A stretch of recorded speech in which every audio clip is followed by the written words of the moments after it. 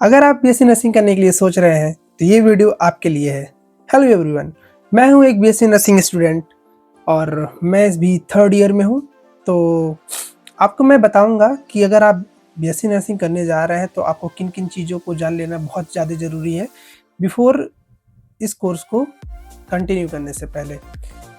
तो मैं आपको सबसे पहले बताऊंगा कि इस वीडियो में क्या क्या बताने वाला हूँ मैं। सबसे पहला, बीएससी नर्सिंग की रियलिटी क्या है, इसमें स्कोप क्या है, इसकी कोर्सेस में कितना होता है, कितना टफ है, सैलरी क्या होती है और इसका एडमिशन प्रोसेस क्या होता है।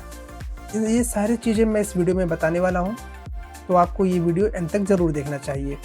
सबसे पहले बात करते हैं कि बीएससी नर्सिंग होता क्या है। तो मैं आप सबको बता दूं, बीएससी नर्सिंग एक 4 ईयर ग्रेजुएशन कोर्स है जिसमें नर्सेस को ट्रेंड किया जाता है, ठीक है।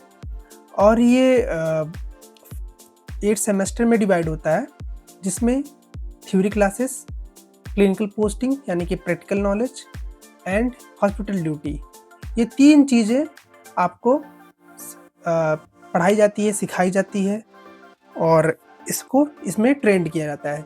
साथ साथ में आपको एक चीज़ और जानकारी देना चाहता हूँ, बीएससी नर्सिंग कोर्स में ही CHO इंटीग्रेटेड कोर्स भी होता है जो कि 7 सेमेस्टर में बताया जाता है। और जो लास्ट 8th सेमेस्टर होता है, 8वां सेमेस्टर, वो टोटली इंटर्नशिप बेस्ड होती है, उसमें केवल इंटर्नशिप होती है। नेक्स्ट आपको मैं बता दूं कि ये कोर्स कितना टफ है, इसमें कौन कौन से सब्जेक्ट पढ़ाए जाते हैं।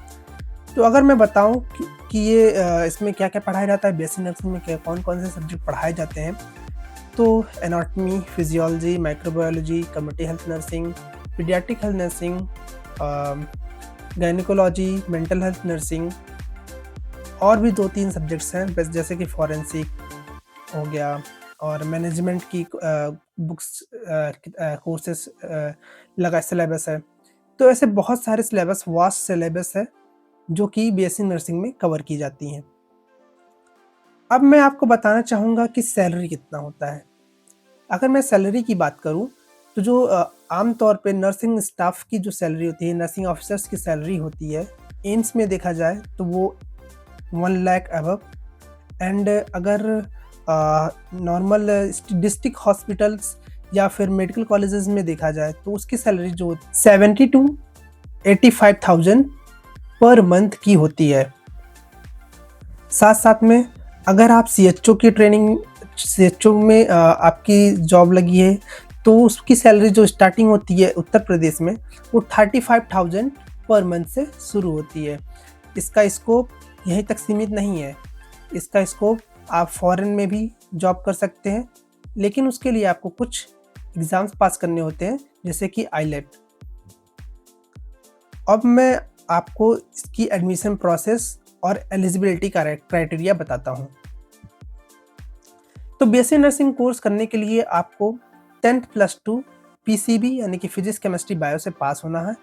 साथ साथ में इसमें आपको CNET एग्ज़ाम या फिर नीट के थ्रू सिलेक्शन होता है।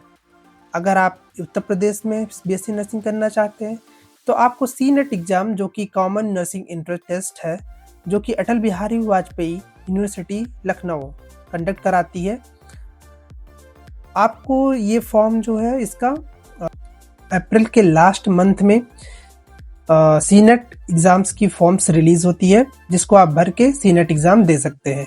फिर आपको करवाना होता है काउंसलिंग।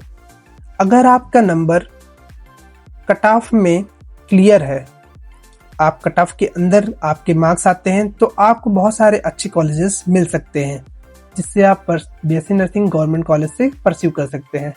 अगर आपका नंबर कट ऑफ के नीचे बिलो रहेगा तो आपको प्राइवेट कॉलेजेस अलॉटेड होंगी जिसकी फीसेस 1,50,000 20,000 पर ईयर के हिसाब से लगती है। साथ साथ अब मैं आपको बताना चाहता हूँ कि बीएससी नर्सिंग की रियलिटी क्या है। अगर आप बीएससी नर्सिंग कर रहे हैं तो आपको मेंटली, फिजिकली, इमोशनली तीनों तरह से बहुत ही स्ट्रांग होना पड़ेगा, क्योंकि ये कोर्स बहुत ज़्यादा वास्ट है, डीप है और बहुत ही स्किल और नॉलेज, साथ साथ में पेशेंस की ज़रूरत पड़ती है। फिलहाल ये वीडियो मैं यहीं पे एंड करता हूँ। अगर आपको कोई भी डाउट हो तो आप मुझे कमेंट सेक्शन में बताएं, मैं आपको उस चीज़ का सलूशन ज़रूर दूंगा।